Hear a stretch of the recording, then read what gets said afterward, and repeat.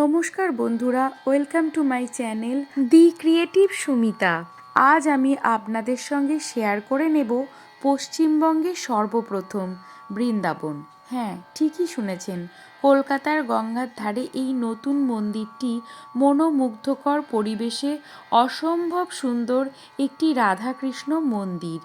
একটা দিনের জন্য যদি কখনো একটু শান্তিপূর্ণ ভালো লাগার জায়গা ঘুরতে যেতে চান, তবে একদিনেই এই মন্দিরটি থেকে ঘুরে আসতে পারবেন।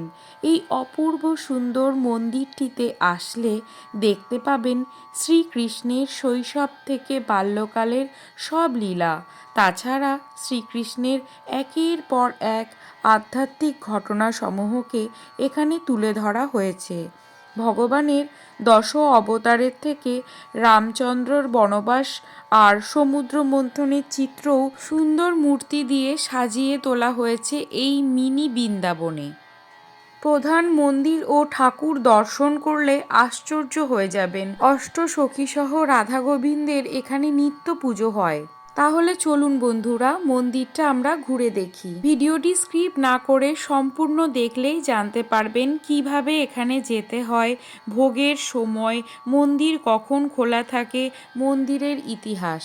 বেলঘরিয়া থেকে অটো করেই আপনারা এই মন্দিরে চলে আসতে পারবেন। যদি আপনারা বিটি রোড দিয়ে আসেন তাহলে রথতলায় নামবেন, সেখান থেকে টোটো অটো পেয়ে যাবেন। আর যদি আপনারা বেলঘরিয়া স্টেশন থেকে আসেন তাহলেও ট্রেন থেকে নেমে এখানে ডাইরেক্টও রিজার্ভ করে আসতে পারেন গাড়ি, আর না হলে টোটো বা অটো করে রথতলা এসে সেখান থেকে এই কাঠিয়া বাবার মন্দির চলে আসতে পারবেন। আদ্যাপীঠ অথবা দক্ষিণেশ্বর থেকেও আপনারা টোটো অটো করে এখানে চলে আসতে পারবেন। আর যদি নিজস্ব গাড়ি করে আসেন তাহলে গাড়ি পার্কিংয়ের অসুবিধা হবে না। আড়িয়াদহ গঙ্গার ঘাটে মুক্তকেশী মায়ের মন্দিরের পাশ দিয়ে যে রাস্তাটি সোজা চলে গেছে তারই ডান দিকে এই মন্দিরটি তৈরি হয়েছে। শ্রী স্বামী ধনঞ্জয় দাস কাঠিয়া বাবা সাধন সেবাশ্রম আড়িয়াদহর গঙ্গার ঘাটের কাছে অবস্থিত সুন্দর একটি মনোরম পরিবেশে অপূর্ব মন্দির। 2025 সালে নভেম্বর মাসে এই মন্দিরটি ওপেনিং হয়েছে। বর্তমানে এই মন্দিরে দর্শনের সময় হলো 5টা থেকে বিকেল 7:30 পর্যন্ত। দেখুন বন্ধুরা, মন্দিরের তোরণদ্বারটির মধ্যভাগে রয়েছে নারায়ণ পদসেবা করছেন লক্ষ্মী দেবী, তারই ডান দিকে রয়েছেন গদা হাতে হনুমানজি। আরও বিভিন্ন নারায়ণেরই মূর্তি এখানে রয়েছে। পিছন দিকটিতেও সুন্দর করে একইভাবে মূর্তি দিয়ে সাজানো রয়েছে। তোরণদ্বারের বাদিকে এরকম দেওয়ালে মূর্তি খোদিত রয়েছে, আর এই ডান দিকে রয়েছে ওনাদের গুরু পরম্পরার সমস্ত সাধু বাবাগণ। কাঠিয়া বাবার বিশিষ্ট বিশিষ্ট সাধুদের এখানে ছোট ছোট মূর্তি করে রাখা হয়েছে। মন্দির পরিসরটি বেশ বড়, অনেকটা জায়গা জুড়ে সুন্দর গাছপালা ফুল দিয়ে সাজিয়ে এখানে তৈরি করা হয়েছে বিভিন্ন রাধাকৃষ্ণের লীলা, গোপালের বাল্যকাল থেকে বড় হওয়ার সমস্ত চিত্র এই মূর্তি দিয়ে সুন্দর করে সাজিয়ে তোলা হয়েছে। দেখুন এখানে রাস পূর্ণিমায় যে অষ্টসখী সহ রাধাকৃষ্ণের লীলা হয়েছিল সেটাকে সুন্দর করে তুলে ধরা হয়েছে সুন্দরভাবে গাছ দিয়ে। আর এই যে মূর্তিগুলো প্রত্যেকটি কিন্তু ঘুরছে। মন্দিরে প্রবেশ করেই বাঁদিকে এই শ্রীধাম বৃন্দাবনের দিব্য রাসলীলা মহা মহোৎসব মঞ্চটি রয়েছে। প্রয়োজন অনুসারে লাইট দেওয়া হয়েছে, আর সব সময়ই মন্দিরের ভিতরে কীর্তন বা রাধাকৃষ্ণের সঙ্গীত বাজে। খুব সুন্দর একটা অনুভূতি হচ্ছে, যেন মনে হচ্ছে বৃন্দাবনেরই কোনো একটা জায়গায় আমরা চলে এসেছি। এর বাঁদিক দিয়ে শুরু হচ্ছে শ্রী ভগবান বিষ্ণুর পৃথিবীতে মহা আবির্ভাব লীলা। কিভাবে শ্রীকৃষ্ণ কংসের কারাগারে জন্মালেন, সেখান থেকে বসুদেব কিভাবে তাকে মথুরায় পৌঁছে দিয়ে এলেন, সেখানে মা যশোদা তাকে কিভাবে মানুষ করে ভালোবেসে তৈরি করলেন, তার যে বাল্যকালের সব লীলাগুলি মূর্তি দিয়ে এইভাবে সাজানো রয়েছে। প্রত্যেকটির উপরে কিন্তু সেই সময়কার কাহিনীর বর্ণনা বা কারণ দেওয়া রয়েছে। পুতনা রাক্ষসী বধ করা থেকে শ্রীকৃষ্ণের বাল্যকালের বিভিন্ন গুরুত্বপূর্ণ লীলাগুলি তুলে ধরা হয়েছে। প্রত্যেক মূর্তির উপরে লেখা রয়েছে হিন্দিতে এবং বাংলাতে যে কোন লীলাটি এখানে উপস্থাপনা করা হয়েছে। শ্রীকৃষ্ণের কালিয়া দমন থেকে মায়ের কাছে ননি চুরি সবটাই এমনভাবে তুলে ধরা হচ্ছে যেন মনে হচ্ছে যে শ্রীকৃষ্ণের সেই বাল্যকাল আমরা প্রত্যক্ষ করছি। এখানে এক সাধু বাবার সঙ্গে দেখা হলো। তিনি বললেন, এই মন্দিরে যে মন নিয়ে আসবেন সেই মনেই শান্তি ও আশীর্বাদ নিয়ে ফিরবেন। এখানটিতে রয়েছে সুখদেব বাবা তার ভক্তদের উপদেশ দিচ্ছেন। আমাদের শীতকালের বিকেলে এখানে আসতে একটু দেরি হয়ে গেছে, যার জন্য আমরা গঙ্গার ধারের শোভা দেখতে পেলাম না, কারণ অন্ধকার হয়ে গেছে। যদিও গঙ্গার ধারটি আপনাদের দেখাবো, তার আগে আমরা এই ডান দিকের মূর্তিগুলোও দেখে যাব। ডান দিকে এইখানে রয়েছে রাধা কৃষ্ণের দোলনা। কি সুন্দরভাবে অটোমেটিক্যালি কন্টিনিউ রাধা কৃষ্ণ এখানে দুলে যাচ্ছেন। তার সখী এবং গাভী, ময়ূর এরা সমস্ত সেই সঙ্গীতপ্রবণ রাধাকৃষ্ণের দোলনার কাছে নিধি বৃন্দাবনে বিরাজ করছেন। এটি হলো শ্রীধাম বৃন্দাবনীয় দিব্য সেবা কুঞ্জ, মানে নিধিবন। এত সুন্দর মূর্তি এইভাবে সংরক্ষণ করা হয়েছে, সত্যি অভাবনীয়। আবার দেখুন, এবার বাল্যকাল থেকে শৈশবে কৃষ্ণের প্রবেশ, ননিচুরি থেকে বন্ধুদের সঙ্গে বিভিন্ন দুষ্টুমি সব কিছুই এখানে তুলে ধরা হয়েছে। শ্রীমদ্ ভাগবতে বলা হয়েছে, পতিত, সম্বলিত, পীড়িত ও ক্ষুধাতৃষ্ণায় বিবশ হয়েও যদি কোনো উপলক্ষে কেউ উচ্চস্বরে হরয়ে নম এই শব্দ উচ্চারণ করে, তাহলে সে তার সর্বপাপ থেকে মুক্তি পায়। ভক্ত বৎসল শ্রীকৃষ্ণ হলেন সেই ভগবান যিনি তার ভক্তদের প্রতি গভীর স্নেহ ও ভালোবাসা প্রদর্শন করেন, তাদের দুঃখ কষ্টে তাদের পাশে দাঁড়ান এবং তাদের ভুল ত্রুটি উপেক্ষা করে তাদের ভক্তিকেই প্রাধান্য দেন। কাঠিয়া বাবার এই নতুন আশ্রমটির ডান দিকেও রয়েছে অনেক বড় বিল্ডিং, যেখানে সাধু বাবারা অবস্থান করেন। গঙ্গা নদী এই মন্দিরের পাশ দিয়েই বয়ে গেছে। খুবই পরিষ্কার পরিচ্ছন্ন এই দেবাঙ্গন। এই মন্দিরের বাঁ সাইডে রয়েছে এরকম রামচন্দ্রের কিছু মূর্তি, যেখানে দেখা যাচ্ছে যে তার এক ভক্ত ফল মিষ্টি কিনা দেখার জন্য নিজে খেয়ে সেই ফল রামচন্দ্রকে অর্পণ করছেন। এখানে দেখা যাচ্ছে অহল্যার পাষাণ উদ্ধার। রামচন্দ্র সীতাকে নিয়েও রয়েছেন, তারও বেশ কিছু মূর্তি এখানে দেখা যাচ্ছে। এটি হচ্ছে শ্রী রামচন্দ্রের কৈবাট লীলা অমৃত, মানে যখন রামচন্দ্র চলে যাচ্ছিলেন বনবাসে সেই সময়কার মাঝি কর্তৃক যে লীলাটা হয়েছিল সেটাই এখানে প্রদর্শন করা হয়েছে।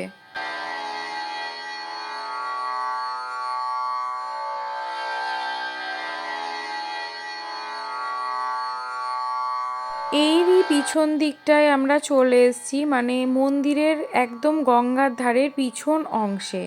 এই যে দেখুন, এখানে খুব বড় করে তৈরি করা হয়েছে মহাদেব, অসাধারণ সুন্দর।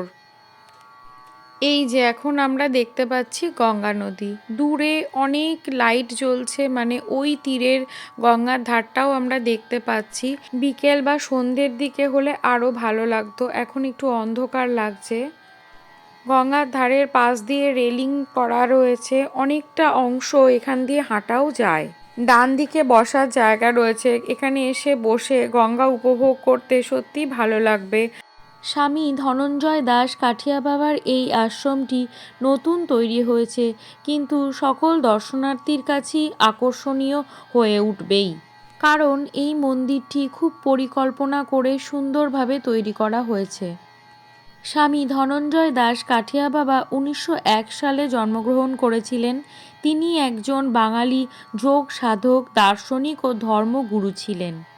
এখানে শ্রীকৃষ্ণের ব্রজধামের দিব্য দাম লীলা করা হয়েছে। দাম বন্ধন লীলা মানে যশোদা মা কৃষ্ণকে বন্ধন করার জন্য তাকে ধরতে যাচ্ছেন, সেই লীলাটা এখানে তৈরি করা হয়েছে।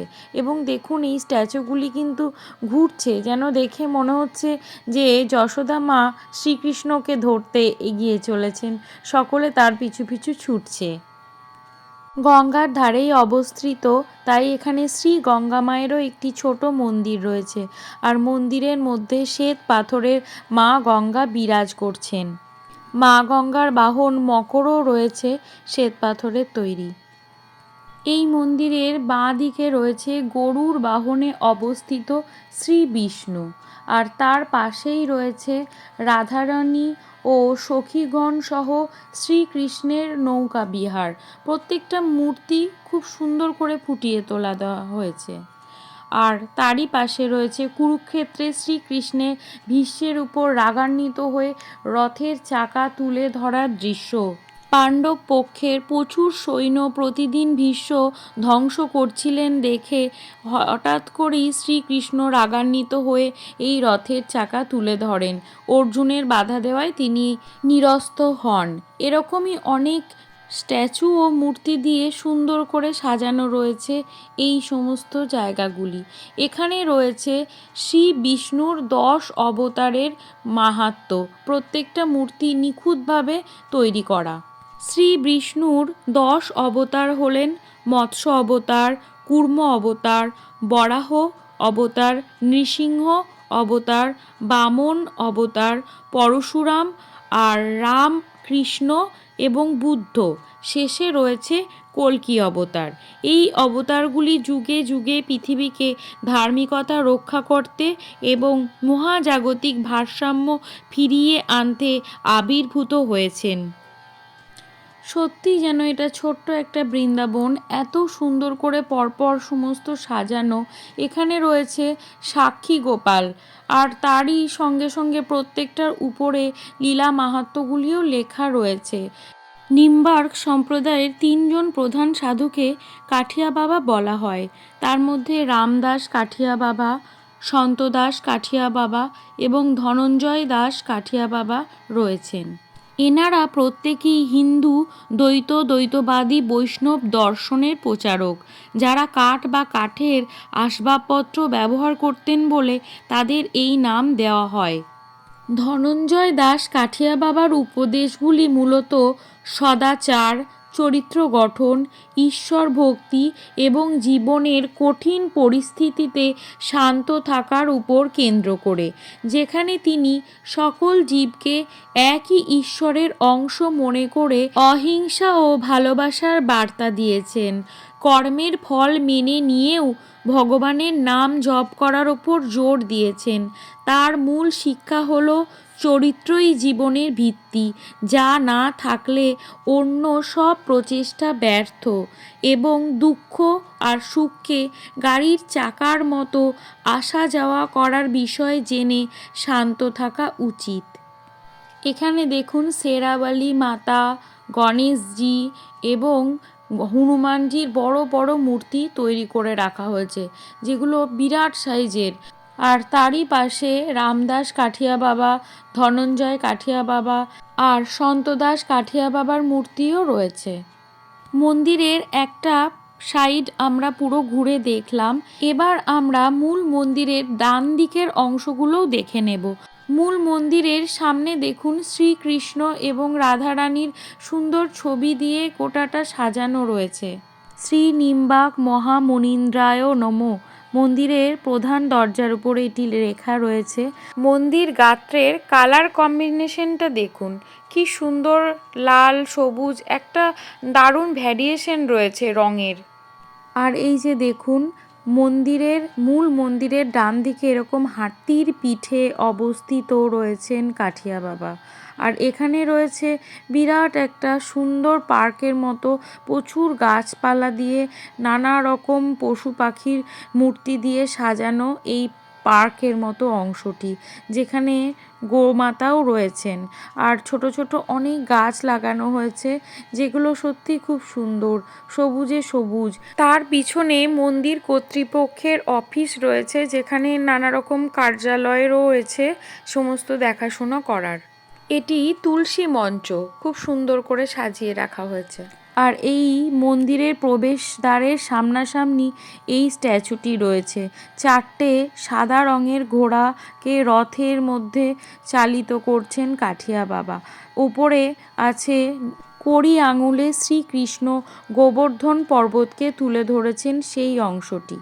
আর এই যে ডান দিকে আপনারা দেখতে পাচ্ছেন সমুদ্র মন্থনের দৃশ্য, যেখানে হলাহল পান করছেন মহাদেব। বাসুকী নাগকে দড়ি করে দেবতা এবং অসুর সমুদ্র মন্থন করছেন। নিচে রয়েছে কূর্ম অবতার শ্রী বিষ্ণু। সমুদ্র মন্থন করে সাদা হস্তি এবং মা লক্ষ্মীর আবির্ভাবও এখানে ফুটিয়ে তোলে ধরা হয়েছে।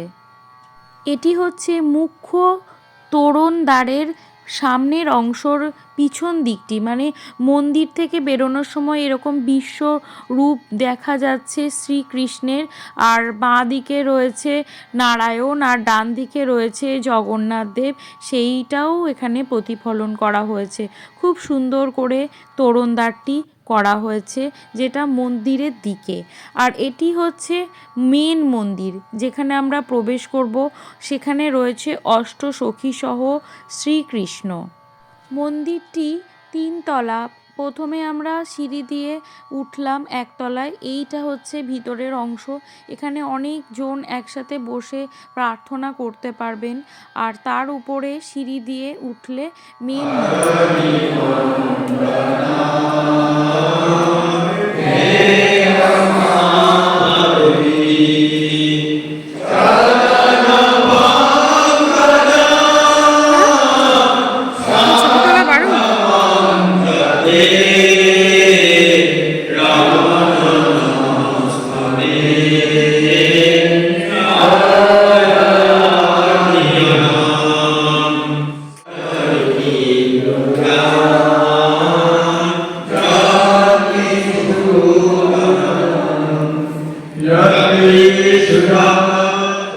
দেখুন মন্দিরের উপরের অংশে স্বস্তিক চিহ্ন, ওং চিহ্ন দিয়ে সুন্দর লাইটিং করে সাজানো, একদম ঝকঝক করছে। সুন্দর মন্দির চত্বর, কিন্তু ভিতরে ছবি তোলা নিষিদ্ধ, তাই আমি শ্রীকৃষ্ণ এবং তা অষ্টসখী সহ ওই সমস্ত মূর্তিগুলো আপনাদের এখানে দেখাতে পারলাম না। প্রতিদিন সন্ধ্যার সময় অনেক ভক্ত এখানে আসেন, প্রণাম করেন এবং এখানে কীর্তন গান শ্রবণও করেন। এখানে এসে সত্যি মনে হচ্ছে যেন দিব্যধামে চলে এসেছি। ওই যে দেখুন শ্রীকৃষ্ণ গিরিধারী একটা আঙুলে গোবর্ধন পর্বতকে তুলে ধরে রেখেছেন। গোবর্ধন পর্বতের উপর থেকে জলের ফোঁটাও পড়ছে, যেটা এখানে বোঝা যাচ্ছে না, কিন্তু জল নিঃসৃত হচ্ছে পর্বত থেকে। ভোগের সময় এখনও সঠিক করে ওনারা বললেন না। আর এখানেই দেখুন সমস্ত কিছু স্ক্রিনেও দেখা যাচ্ছে। ভিতরে মন্দিরের যে পাঠ অনুষ্ঠান হচ্ছে সেটা মন্দির প্রাঙ্গণ থেকেও দর্শন করা যাচ্ছে। আজকের ভিডিও আপনাদের কেমন লাগলো অবশ্যই বলবেন। আর ভিডিওটি ভালো লাগলে আমার চ্যানেলটিকে সাবস্ক্রাইব করে পাশে থাকবেন। আর ভিডিওটিকে লাইক এবং শেয়ার করার অনুরোধ রইল। একদিন ঘুরতে আসার একটা সুন্দর ঠিকানা এই কাঠিয়া বাবার নতুন আশ্রম, তাই আপনারা চাইলে এখানে ঘুরে যেতেই পারেন। শ্রীকৃষ্ণের কৃপায় সকলে ভালো থাকবেন, সুস্থ থাকবেন আর আমার পাশে থাকবেন। ভিডিওটি শেষ পর্যন্ত দেখার জন্য অসংখ্য ধন্যবাদ।